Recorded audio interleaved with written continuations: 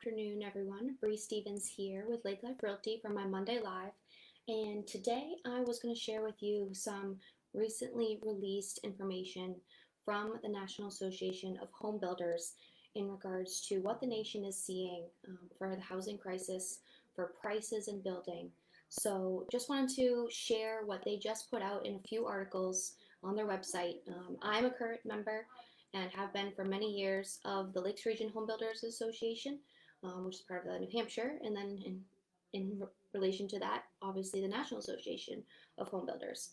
I sit on the board as the VP of Affiliates for the Home Builders Association, so I frequently look into this information and also hear from the different people on the board as well as our state rep on what is going on, what people are talking about in regards to this crisis we're seeing across the country with different prices. So I was going to start with the prices of lumber, since many people have been talking about this at length lately. So the NAHB just found an analysis that builders are paying $48,000 for softwood lumber in an average single-family home, a new single-family home. That's now 3 times the price it was just a year ago. So thinking of that increase in the price of lumber, of which many people are, is upsetting a lot in the industry and what's going on, why is this happening? So that has added nearly $36,000 to the price on average of a new single family home. So the price of lumber has now increased the price of the average United States single family new home by $36,000. That's quite a big jump. And that is just going from $350 per thousand board feet to nearly $1,200. And mostly from the analysis the NAHB just released, this is because of insufficient production. So going down the chain, it's, who's to blame? The lumber companies, if you go to a Middleton's or A&B Lumber or LaValle's, they have the same margins. It's coming down to what the NAHB is saying. The reasons is back in the spring, the mills reduced the production. Stay-at-home orders were in place, and social distancing had to be implemented. So a lot of people saw, the reduction of lumber supply and demand. So the lumber mills didn't end up ramping up production as ensuing months continued with the housing demand ramping up. They didn't, as the demand ramped up for housing, didn't increase that production, and they still had certain places had different stay-at-homes and different regulations with COVID still. So those producers didn't anticipate that uptick in demand from also they're saying a lot of people do-it-yourselfers. A lot of people started doing things on their own, also because they had no choice. There's not many people in the trades practicing right now. So with that demand, to find someone is so hard to do. So a lot of people were becoming do-it-yourselfers. In the big box realtors in a pandemic, they didn't see that uptick that they were going to see as well.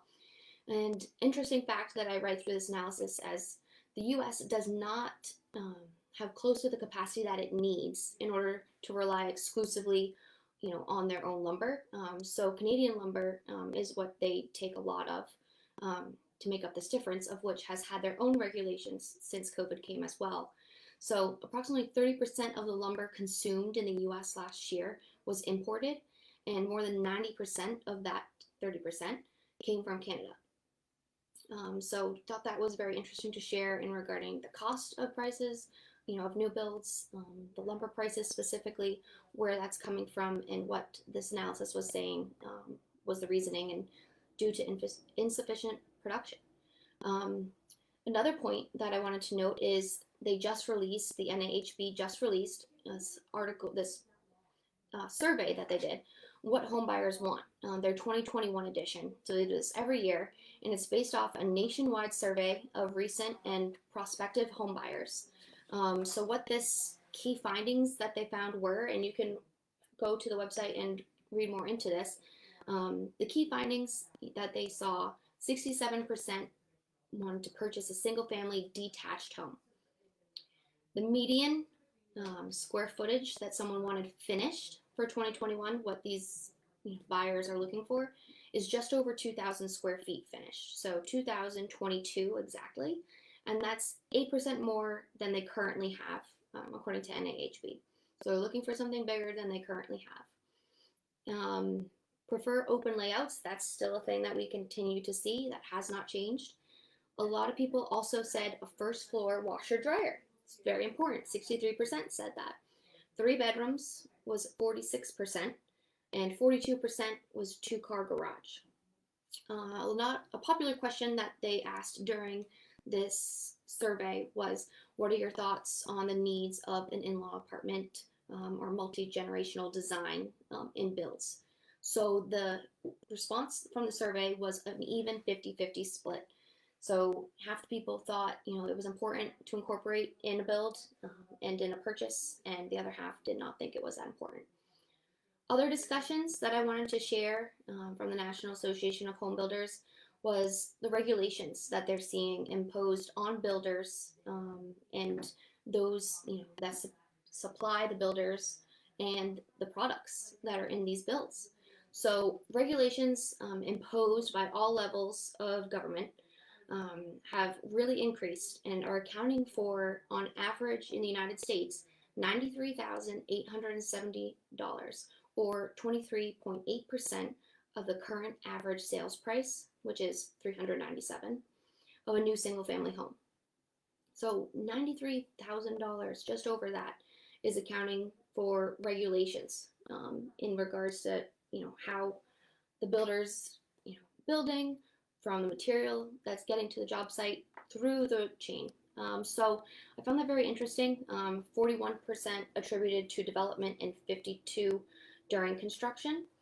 They say that a big problem, and I'm sure many of you have heard it in regards to the housing crisis, is they say overregulation is exacerbating the nation's housing affordability crisis, and policymakers, they're encouraging from NAHB to make bold steps to reduce and eliminate a lot of these regulations that they feel are unnecessary. Home builders could then increase production of quality, affordable housing to meet the growing market demand.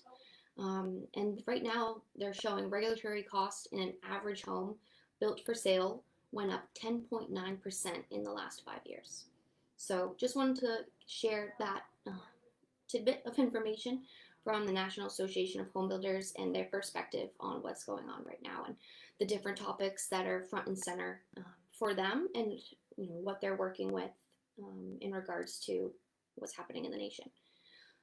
Other things to be said, the Lakes Region Home Builders Association that I've been a part of for many years is looking for more members. We're finally now able to get back together and meet in person again.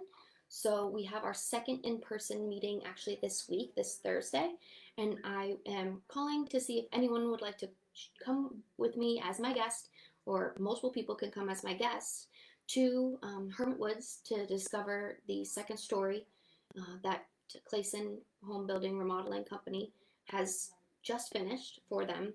A highly anticipated space. Very excited to see this new space, and this is going to be the first soft opening for people to see it.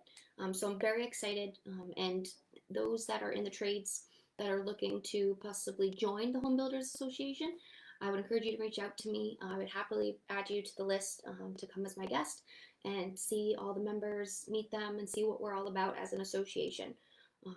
The association themselves, our goal is to help not only each other in the area, part of our networking and connecting with one another, which is great, but our initiative is the workforce development, getting those in the trades from scholarships, tool belts, those that are going out of high school and into the trades, encouraging that and helping support that and get them there. So if you have any questions, feel free to let me know.